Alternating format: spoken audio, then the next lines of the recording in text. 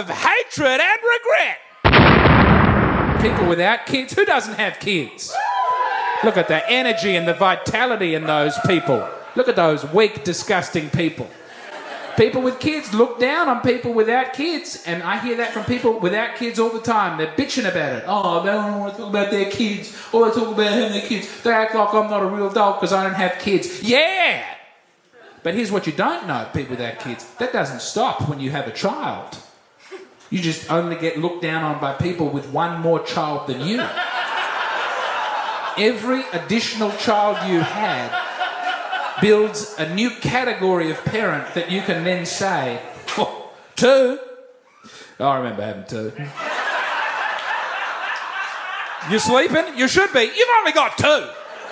And there's someone over here going, 2, 3, 3. Try 5. Try 5, mate. I can't even get a normal mid-size SUV anymore. I have to drive around in a small bus. And then over here, there's someone going, 5?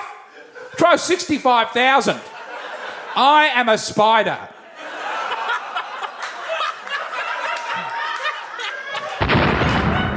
I hate it when middle-class people go on television and they talk about how great public transport is. You know, Malcolm Turnbull getting on the TV and saying, oh, we've got to have more public transport. Public transport's beautiful, sense of community. Yeah, maybe where you live. If you're over in the eastern suburbs, public transport might be a real la-di-da, flash, swish way to get around. But where I live in the west, public transport is where an elderly, demented woman won't stop showing me her pussy. I've really started taking the children's totem tennis in the backyard a little too seriously. When we were locked down, I would just go out there, just have a casual bat of the totem tennis. And now, get me on ESPN. Pow! Pow! Other dads come over the house. I say, totem tennis, now. I'm going to embarrass you in front of your family. Kablam! It's like I'm in Once Were Warriors and the ball has forgotten to make someone eggs. Pow! I'm taking it very seriously. I'm thinking of getting the clay court put in. I got a Roland Garros by the garage. Hawkeye. French woman in a big chair. I like to attack people ad hominem. That's something that I like to do. Do you know what that means? Ad hominem means, I think it means to the man in Latin. And it's, you know, when you're having a conversation and someone goes, well, Friedrich Nietzsche said that we needed to throw off God and make our own gods and go our own way in the world and be Superman. And then someone else might say, yeah, well, Friedrich Nietzsche just lay in bed for the last 10 years of his life and shat himself while his sister cleaned up. So what can we do with Friedrich Nietzsche? That's ad hominem. You don't really engage with the argument. You just go after the person saying it. And it's apparently a fallacy. But I love it. I do the ad hominem attack all the time. And, you know, and in my opinion, and this is what I've seen, is people who take issue with ad hominem attacks, often very stupid. And also fat and ugly. So how could we possibly listen to what they have to say? I was at the fish and chip shop the other day. I was reading an old New Idea.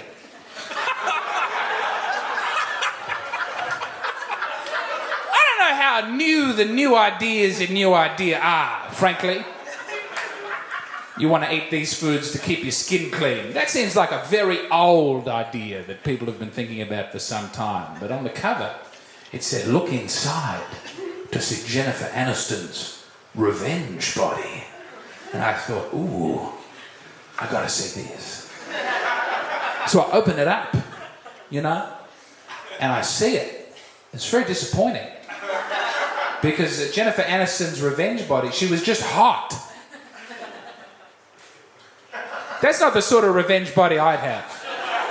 I think personally my revenge body would probably be covered in the blood of my enemies. And I suspect my hands on my revenge body would be swollen from blow after blow into the face and throat of those who have wronged me. That's the sort of revenge body I'd have. Jennifer Aniston, she was on the beach.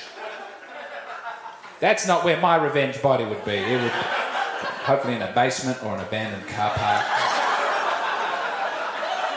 Oh, I suppose, if I could really build the revenge body of my dreams, like a $6 million man style revenge body, I would probably have my hands taken off and replaced with Gatling guns.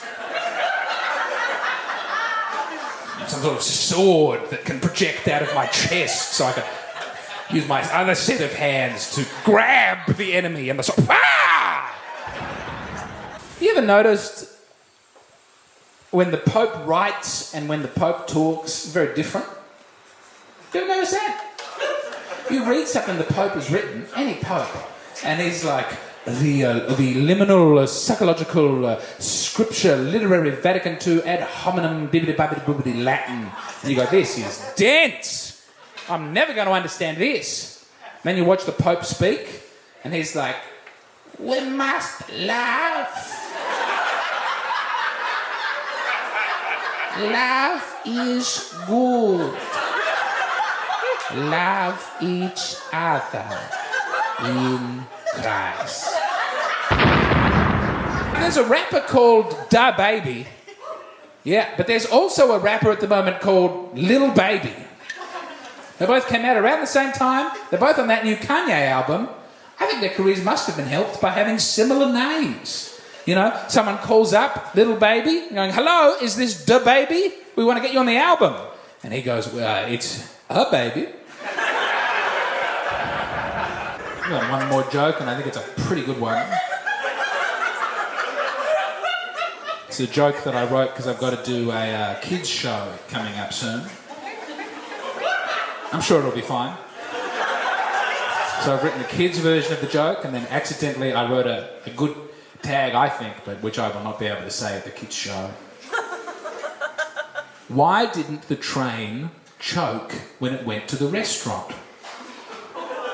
Because it knows how to chew. Why didn't the train choke when it went home? Because the train's boyfriend is a pussy who doesn't know how to choke out a train properly. Train likes it rough, baby. I'm gonna run a train on that train. Choo, choo, choo, choo. So currently that is the 10 seconds I've got for the kids' show. And it's cool, I got a week to figure the rest of it out. Okay. The gulfs will wash us down. Goodbye. It may be we shall touch the happy islands. And though we are not now that strength which in old days moved earth and heaven,